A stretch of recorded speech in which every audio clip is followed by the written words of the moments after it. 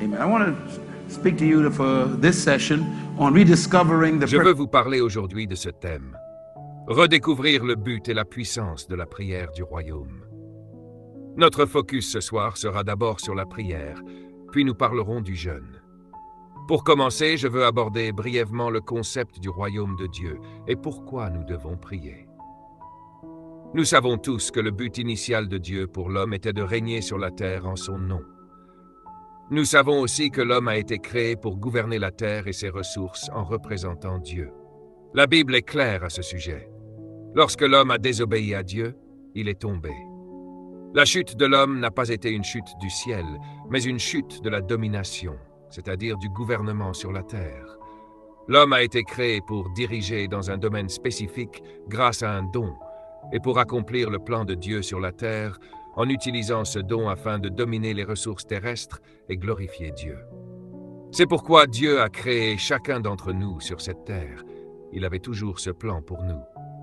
Enfin, pour cette introduction, la vision est un aperçu de ton programme. Elle te montre ce pourquoi tu es né. C'est ce que tu es censé faire pour représenter Dieu. La vision doit être un point de départ pour la prière. Quand tu pries, tu dois prier à partir de ta vision. Autrement dit, tu ne demandes pas à Dieu de faire ce que toi tu veux. Tu lui demandes de faire ce qu'il t'a déjà dit de faire. C'est cela la prière, un renversement. Habituellement, nous allons vers Dieu en demandant ce que nous voulons, mais la vraie prière consiste à donner à Dieu la permission d'accomplir ce qu'il veut, et ensuite à exercer notre autorité sur la terre pour le manifester. Dans Matthieu chapitre 6, Jésus parle des personnes qui s'inquiètent. Il dit « Pourquoi vous inquiétez de ce que vous allez manger ou boire ? Les oiseaux ne s'inquiètent pas, pourtant ils sont nourris. Les animaux sont pris en charge. » Et il ajoute « N'avez-vous pas beaucoup plus de valeur qu'eux ? Si Dieu prend soin d'eux, il prendra aussi soin de vous. » Ainsi, la prière ne consiste pas à demander des vêtements, des maisons ou des voitures. Jésus dit même de ne pas s'inquiéter de ces choses. Cela change complètement notre liste de prières. Souvenez-vous, votre valeur personnelle est déterminée par vos priorités. Ce que vous considérez important devient votre centre d'attention. C'est pourquoi beaucoup de prières restent sans réponse. Jésus nous enseigne aussi qu'il existe des clés pour vivre dans le royaume de Dieu.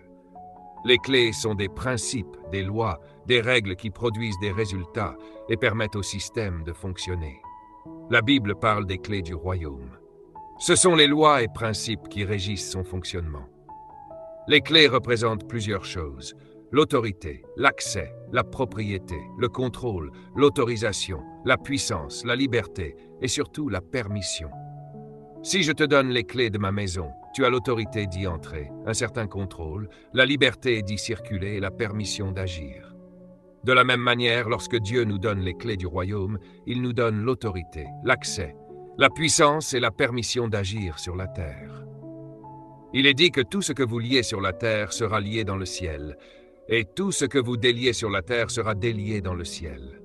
Cela signifie que le ciel répond à ce qui est décrété sur la terre, parce que nous avons reçu les clés. La prière est l'une de ces clés, et même la plus importante. Pourtant, c'est aussi la plus mal comprise. Elle est la clé qui active toutes les autres. Quand vous comprenez réellement la prière, vous ne cessez jamais de prier. Les gens ne prient pas parce qu'ils ne comprennent pas la prière. Pour ma part, je prie constamment. La prière est une conscience permanente, celle de donner au ciel l'accès à la terre. Cette conscience me pousse à prier en permanence. Mais beaucoup ont une mauvaise conception de la prière. Certains imaginent qu'il s'agit de s'agenouiller, de joindre les mains et de réciter des paroles religieuses. Ce n'est pas cela. Le problème avec la prière, c'est que tout le monde prie. Les musulmans, les bouddhistes, les scientifiques, les rastafariens, les chrétiens, tout le monde prie quelqu'un. La prière n'est donc pas unique en soi. Tout dépend de ce que vous entendez par prière. Cependant, pour le croyant, la prière n'est pas une option. C'est une nécessité. C'est l'expérience la plus commune chez les croyants, mais aussi la moins efficace en termes de résultats. Beaucoup parlent de prière, mais peu en voient les effets. Dans la plupart des églises, les réunions de prière sont les moins fréquentées. Souvent, On pense que prier est réservé aux personnes âgées ou à certains groupes, mais cela n'existe pas dans la Bible. Il n'y a pas de ministère de prière réservé à une catégorie de personnes. Tout le monde est appelé à prier. Nous avons créé cette idée pour éviter de prier nous-mêmes, parce que souvent nous ne voyons pas de résultats. C'est pourquoi les gens préfèrent que d'autres prient à leur place. Imagine une machine à boisson, tu mets de l'argent, mais rien ne sort. Tu réessaies, encore rien. Tu secoues la machine, tu la frappes, puis finalement tu abandonnes et tu pars. C'est exactement ce que beaucoup font avec la prière. Ils arrêtent parce qu'ils ne voient pas de résultat. Tu t'éloignes de la machine. Est-ce que tu es tenté d'y retourner? Non. Tu l'évites. Pourquoi? Parce que tu n'as pas obtenu de résultat. Quand un être humain n'obtient pas de résultat avec quelque chose, il cesse simplement de s'en approcher. C'est exactement le problème avec la prière. Tu pries, tu pries, tu pries encore, et tu n'obtiens aucun résultat. Alors, tu traites la prière comme cette machine qui ne t'a rien donné. Tu dis « ça ne marche pas » et tu t'en éloignes. C'est une réaction humaine normale face à la déception. La vraie question est donc, est-ce qu'il y a un problème avec la prière? Avec Dieu? Avec toi? Ou avec la manière de prier? Si Dieu dit qu'il répond à la prière et que tu n'obtiens pas ce qu'il a promis, alors il y a forcément quelque chose dans le système que tu ne fais pas correctement. Moi aussi j'ai eu ce problème. Je n'aimais pas prier parce que je n'avais pas de résultat. J'ai vécu la même chose que beaucoup de gens.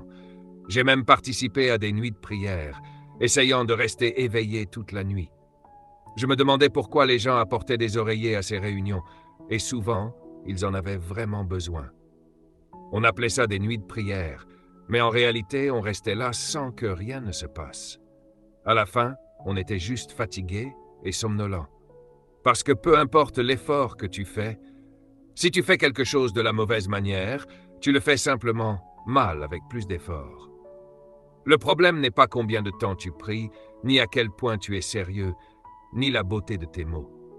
Si tu ne comprends pas la prière et que tu ne la pratiques pas correctement, le résultat sera toujours le même. C'est pourquoi il faut parler de la prière. Voici une vérité simple. Sans Dieu, l'homme ne peut rien faire. Mais sans l'homme, Dieu ne fera rien. Cette phrase vient de John Wesley, le fondateur du méthodisme. Ce qu'il voulait dire, c'est que Dieu n'agit pas sur la terre sans l'implication d'un être humain. Mais en même temps, l'homme ne peut rien accomplir sans Dieu. Il doit donc y avoir un partenariat entre le divin et l'humain pour que les choses se produisent sur la terre. Deuxième principe, ce qui se passe sur la terre dépend de toi. Quand j'ai compris cela, toute ma vie a changé. On nous a appris que tout dépend de Dieu, mais la Bible enseigne aussi que Dieu dépend de nous pour agir sur la terre. Troisième principe, la prière, c'est donner au ciel la permission d'intervenir sur la terre. La prière, c'est l'homme qui donne au ciel le droit d'agir dans les affaires de la terre. La prière, c'est l'humanité qui donne accès au ciel à travers l'autorité que Dieu lui a donnée. Voilà pourquoi la prière est nécessaire. On ne peut pas agir sur la terre sans le partenariat de l'homme. Beaucoup sont choqués par cette idée. Ils disent « Dieu est souverain, il peut tout faire ». Mais alors, pourquoi ne met-il pas fin aux guerres, aux crimes, à la pauvreté, à la souffrance? Est-ce qu'un Dieu d'amour regarderait tout cela sans intervenir s'il pouvait agir sans condition? Ne tire pas de conclusions trop rapides. Je suis convaincu que ce principe est vrai. Sans Dieu, l'homme ne peut rien. Mais sans l'homme, Dieu n'intervient pas. C'est pourquoi la consécration est importante. Dieu est même plus enthousiaste que toi à ce sujet, parce qu'il voit enfin des personnes qui se tournent vers lui et lui donnent la permission d'agir sur la terre. C'est aussi pour cela que le diable ne veut pas que tu jeûnes et pries.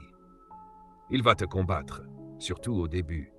Tu verras, pendant cette période, toutes les invitations à manger vont apparaître comme par hasard. Mais une fois que tu te consacres vraiment, l'enfer est en difficulté et le ciel se réjouit. Regardons maintenant l'importance de la prière à travers Jésus. Un jour, il est allé sur une montagne pour prier et il a passé toute la nuit en prière. C'est intéressant. Jésus est Dieu, mais il a pris une forme humaine, et en tant qu'homme, il devait donner à Dieu la permission d'agir à travers lui. C'était donc une pratique quotidienne pour lui. Mais cette fois-là, Il a prié toute la nuit.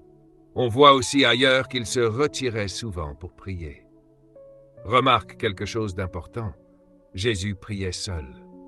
Note bien cela. Il n'avait pas une vie de prière basée sur le groupe, mais une vie de prière personnelle. Beaucoup de gens attendent certaines périodes spéciales pour prier, parce qu'ils n'ont pas une vie de prière régulière tout au long de l'année. Tu n'as pas de vie de prière en septembre. Tu dépends du groupe. Mais j'ai découvert quelque chose. Si tu ne développes pas une vie de prière personnelle, tu ne profiteras jamais vraiment de la prière en groupe. Jésus priait seul. J'ai cherché dans les 4 évangiles un seul moment où Jésus priait avec ses disciples. Je n'en ai trouvé aucun. Peut-être que cela s'est produit, mais rien n'est mentionné. Chaque fois qu'il est question de prière, il est écrit qu'il se retirait seul. Cela signifie que tu dois développer une vie de prière personnelle avec Dieu. C'est ton moment privé avec lui, en permanence. Arrête d'attendre que les autres te poussent à donner accès à Dieu. Jésus disait « Priez afin de ne pas tomber dans la tentation ». Si tu continues à donner accès à Dieu, tu ne peux pas te tromper. Parlons maintenant du royaume de Dieu. Un royaume est un pays avec un gouvernement. Et tout gouvernement fonctionne avec des lois, notamment des lois constitutionnelles. Ces lois garantissent les promesses contenues dans la Constitution. La prière est donc une pétition légale. C'est très important. Le mot « prière » dans son sens original signifie en réalité « pétition ». Ce n'est pas un mot religieux, mais un terme juridique. Une pétition n'existe que là où il y a un gouvernement, une constitution et des citoyens. C'est une demande légale faite par un citoyen à son gouvernement, basée sur ses droits et privilèges. Donc, la prière est une activité légale. Pétitionner signifie faire une demande basée sur des droits. Ainsi, quand la Bible dit « prier », elle dit en réalité « demander à Dieu ce qu'il a déjà promis légalement ». C'est pour cela que la prière doit être enseignée. Pourquoi engage-t-on un avocat? Parce qu'on ne connaît pas nos droits. L'avocat, lui, connaît la loi et la Constitution. Il te montre tes droits et comment les faire valoir. Un avocat plaide ton cas. Plaider, c'est rassembler les preuves nécessaires pour démontrer que ce que tu réclames t'appartient légalement. C'est exactement cela, la prière. Tu n'as donc pas besoin d'inventer des mots compliqués pour prier. Beaucoup de gens ne prient pas parce qu'ils pensent qu'il faut trouver de longues phrases ou impressionner Dieu. Ils finissent par manquer de mots. Mais Dieu ne cherche pas à être impressionné. Il veut que tu présentes ton cas. Tout ce dont tu as besoin pour prier se trouve déjà dans la Bible. Tu ne peux pas réclamer quelque chose qui n'y est pas écrit. La Bible est ta constitution. Comme un avocat, tu dois faire tes recherches. Ta bibliothèque, c'est la Bible. 66 livres remplis de promesses, de droits et d'engagements de Dieu. Tu prends ces promesses et tu dis « Seigneur, fais ce que tu as dit ». Mais souvent, nous sommes trop religieux. On change de ton, on adopte une attitude spéciale, alors que Dieu se demande simplement « Qu'est-ce que tu fais ?» Jésus a dit que certains pensent être exaucés à cause de leurs nombreuses paroles. La prière, c'est simplement réclamer ce qui est déjà à toi selon les promesses de Dieu. Pendant cette période, tu dois chercher dans la Constitution, trouver une promesse et dire « Dieu, sur la base de ta parole, je te demande cela ». Quand tu fais cela, tu sais qu'il t'a entendu. Pourquoi? Parce que tu n'as pas demandé ta volonté, mais la sienne. Et si tu sais qu'il t'a entendu, alors tu sais que tu as déjà reçu. Ensuite, tu quittes le tribunal avec assurance, en remerciant Dieu, parce que c'est déjà accompli. Comme le dit la Bible, si nous demandons selon sa volonté, il nous écoute. Et sa volonté est écrite dans sa parole. Voici donc une définition claire de la prière. La prière est une demande légale faite par un citoyen en règle à son gouvernement, basée sur les lois et les promesses de la Constitution. La prière est donc une demande légale, fondée sur des promesses et des droits, faite par un citoyen en règle à son gouvernement, basée sur les lois constitutionnelles. Voilà ce qu'est la prière de manière pratique. C'est pour cela qu'on parle de pétition. Remarque bien l'expression « citoyen en règle ». C'est très important. Si tu te présentes devant un tribunal pour réclamer tes droits constitutionnels, alors que tu es recherché pour un crime, les jugés vont d'abord te faire arrêter. Pourquoi? Parce que tu n'es pas en position de réclamer des droits. Tu es en violation de la loi. C'est pareil spirituellement. Beaucoup de gens viennent devant Dieu sans être qualifiés pour faire des demandes. On entend parfois dire « Tu n'as pas besoin d'être qualifié, Jésus l'a fait pour toi ». Mais ce raisonnement pose problème. Cela voudrait dire qu'on peut vivre n'importe comment et quand même exiger des choses de Dieu. Or, ce n'est pas cohérent avec les principes bibliques. Par exemple, si je garde l'iniquité dans mon cœur, Dieu n'écoute pas ma prière. Ou encore, si tu viens prier et que tu te souviens que tu as un problème avec quelqu'un, va d'abord te réconcilier, puis reviens prier. On ne peut pas entrer dans la présence de Dieu comme si de rien n'était après avoir violé les principes. Tout avocat le dira, quand tu violes la loi, tu es sous jugement, pas en position de réclamer des droits. Donc la prière exige d'être en règle. C'est pourquoi le jeûne combiné à la prière est puissant. Il te positionne correctement. Il augmente ton autorité spirituelle. Souviens-toi de l'histoire où les disciples n'ont pas pu chasser un démon. Pourtant, ils aimaient Dieu, ils priaient. Mais cela n'a pas suffi. Jésus a dit que ce type de situation exigeait la prière et le jeûne. Il faut parfois un niveau de consécration plus élevé pour obtenir certains résultats. Certaines percées dans ta vie vont nécessiter cela. Encore une fois, qu'est-ce que la prière?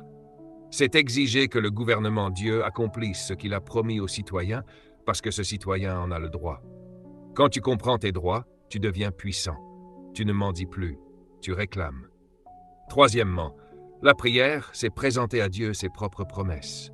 C'est simple. Voilà pourquoi tu dois lire la Bible. Pas pour paraître spirituel, mais pour connaître tes droits, tes privilèges et les promesses de ton gouvernement céleste. Quand tu pries, tu rappelles à Dieu ce qu'il a dit.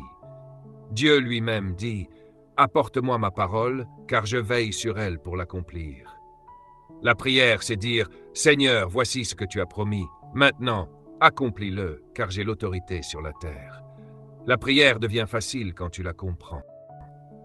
Ce n'est pas mendier, c'est réclamer. Combien de fois faut-il prier? Toujours. Jésus a enseigné que les hommes doivent toujours prier et ne pas se décourager. Autrement dit, toujours faire des demandes basées sur les promesses de Dieu. Cela signifie que tu dois connaître la parole de Dieu. Tu dois la lire, la mémoriser, la garder en toi. Et même si tu ne te souviens pas de tout, le Saint-Esprit te rappellera ce que tu as appris au bon moment. C'est comme un avocat. Il ne connaît pas tout par cœur, mais il sait où chercher. Tu dois faire pareil avec la Bible. Chercher les promesses, trouver les cas et les utiliser dans ta prière. Par exemple, si Dieu a déjà béni quelqu'un dans une situation similaire, tu peux dire « Seigneur, tu l'as fait pour lui, fais-le aussi pour moi. » Tu prends un précédent, un cas, et tu l'utilises pour soutenir ta demande. C'est ainsi que fonctionne la prière efficace. Tu ne parles pas au hasard, tu t'appuies sur des promesses précises. Et quand tu fais cela, tu donnes à Dieu la permission d'agir puissamment dans ta vie. Si tu te mets à pleurer dans un tribunal, le juge suspend l'audience.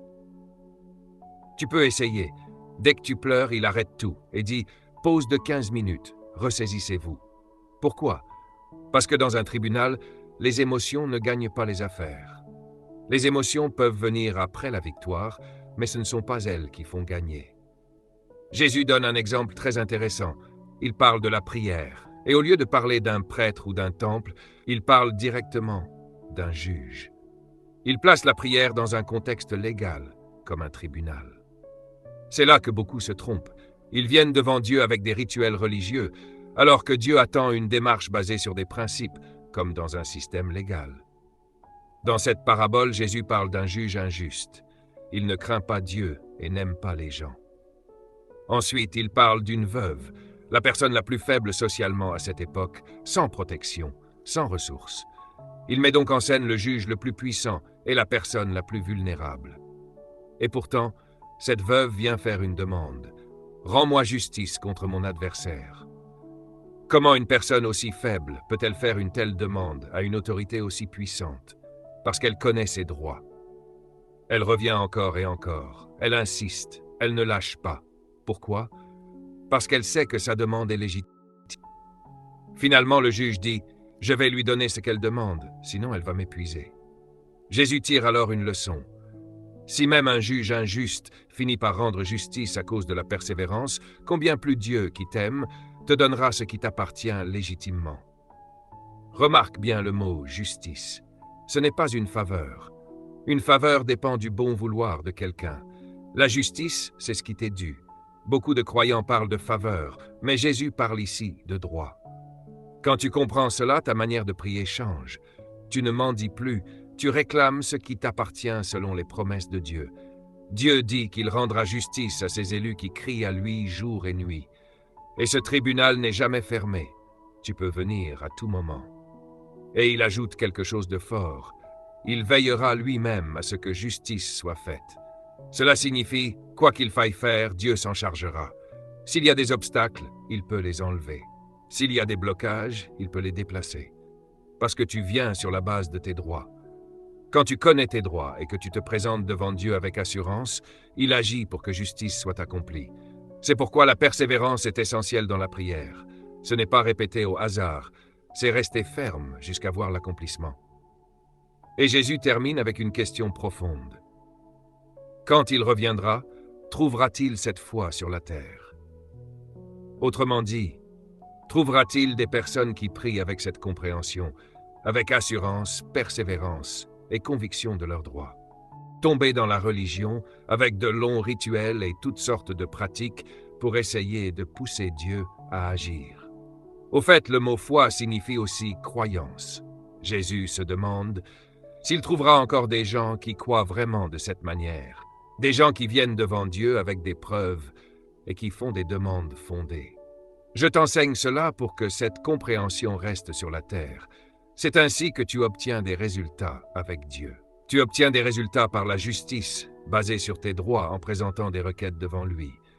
Tes prières seront exaucées. Quel est le but de Dieu dans tout ce processus? La Bible dit que le Seigneur agit avec justice et droiture pour tous les opprimés.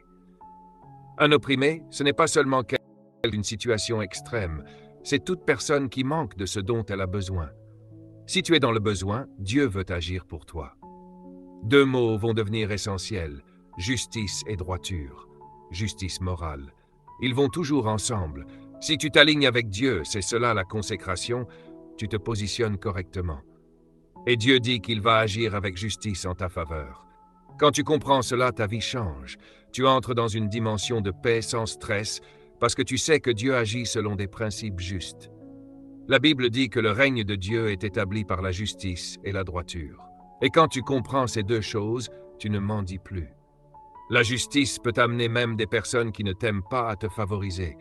Elles diront « Je ne sais pas pourquoi je fais ça pour toi ». C'est la puissance de la justice divine.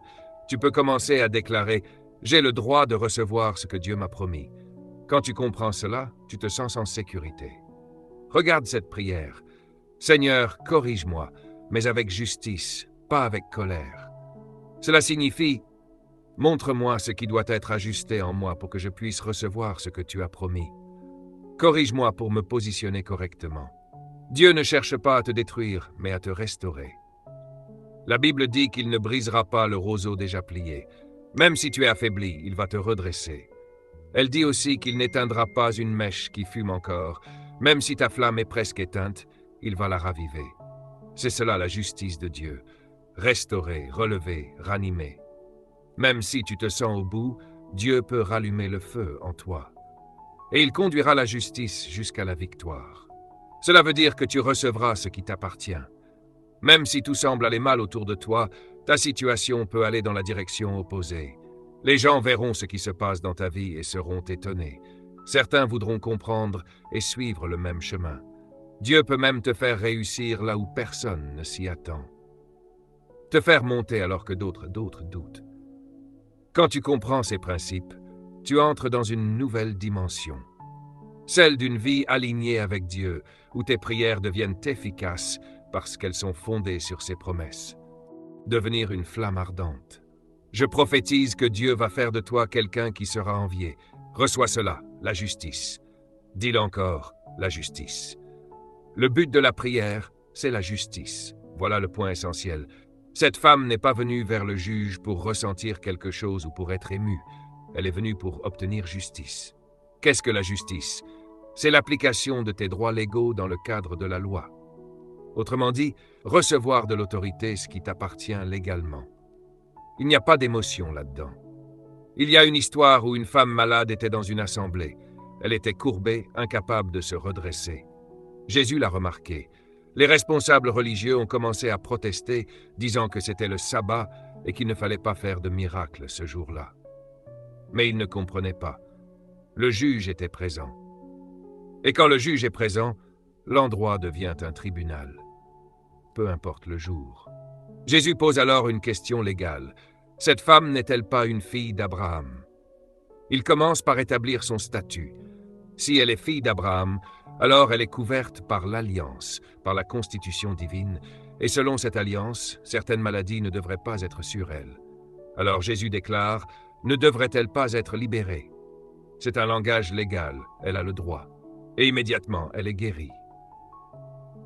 Voilà la puissance de la justice. Tu ne demandes pas au hasard, tu affirmes ce qui t'est dû. Tu peux dire, je dois vivre libre, je dois être guéri, je dois être libéré de ce qui m'oppresse. Le but de la prière, c'est d'obtenir cette justice. La justice, c'est aussi donner des droits à un citoyen en règle, quelqu'un qui respecte les lois. Le rôle du juge n'est pas de compliquer ta vie, mais de te rendre justice en tant que citoyen. C'est pour cela que Jésus a pris l'exemple d'un juge injuste, pour montrer que même dans ce cas, les droits finissent par être reconnus. À combien plus forte raison Dieu qui t'aime. Donc, la prière, c'est te tenir devant Dieu et présenter une demande basée sur ses promesses, en lui disant « Tu as dit cela, accomplis-le sur la terre ». La prière libère l'autorité du royaume des cieux sur la terre.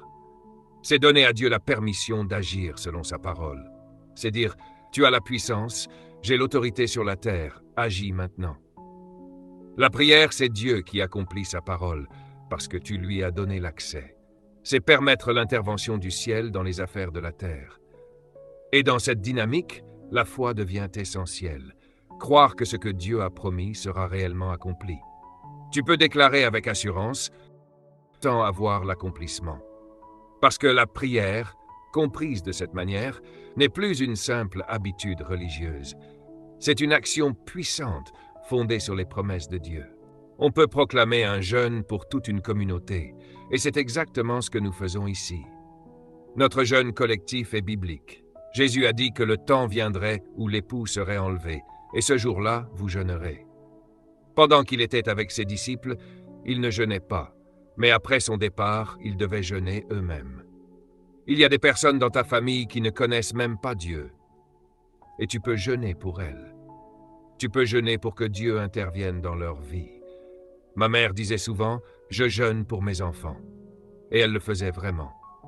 Quand il y avait un problème dans nos vies, elle passait plusieurs jours à jeûner pour nous, pendant que nous, on mangeait normalement. C'est comme ça que j'ai appris à aimer le jeûne. J'ai vu ses résultats très jeunes. À 16 ans, j'ai jeûné 18 jours. À 18 ans, j'ai jeûné 28 jours.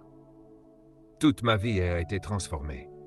J'étais asthmatique et j'avais de fortes allergies. Après un long jeûne, ces problèmes ont disparu et ne sont jamais revenus. La Bible dit que lorsque tu jeûnes, ta guérison jaillit. Certaines choses dans ton corps ne partiront que par le jeûne. Dans le livre des Actes, les disciples ne faisaient pas que prier, ils jeûnaient aussi. Ils combinaient toujours prière et jeûne pour voir la puissance de Dieu agir. Chaque fois que l'Église accomplissait quelque chose de grand, cela passait par le jeûne, pas seulement la prière. Regarde l'exemple d'Esther. Elle devait aller voir le roi, mais la loi disait que si elle y allait sans invitation, elle pouvait mourir. Alors elle a dit, « Rassemblez tous les Juifs et jeûnez pour moi. Ne mangez ni ne buvez pendant 3 jours. » C'était un jeûne total. Elle a compris que cette situation demandait plus que la prière, il fallait le jeûne. Puis elle dit, « Moi aussi, je jeûnerai, et après cela, j'irai voir le roi, même si c'est contre la loi. » Elle savait que le jeûne pouvait changer même au-dessus des lois humaines. Quand tu jeûnes, certaines limitations ne s'appliquent plus à toi. Elle dit encore, « Si je dois périr, je périrai. » Autrement dit, j'ai payé le prix. Dans la Bible, Dieu dit qu'une nation peut être détruite ou sauvée selon son comportement. Et il donne une solution, proclamer un jeûne, rassembler le peuple, consacrez-les. Même les anciens, les jeunes, tout le monde devait participer. Le secret n'est pas dans la publicité ou les stratégies humaines. Le secret, c'est le jeûne et la consécration. Une vie de jeûne attire l'intervention divine. Je rêve du jour où un dirigeant déclarera un jeûne national, pas juste une prière avec nourriture, mais un vrai jeûne. Dieu dit, faites cela et je guérirai le pays. Il demande même que tout le monde s'arrête, les prêtres, les familles, les activités, pour chercher Dieu. Quand tu fais cela, ta vie change. Ta famille est impactée, ta communauté est touchée. Le jeûne est puissant. Résumé puissant. Le jeûne plus la prière, quoi, intervention divine réelle. Ce n'est pas une option spirituelle, c'est une clé de transformation personnelle, familiale et même nationale.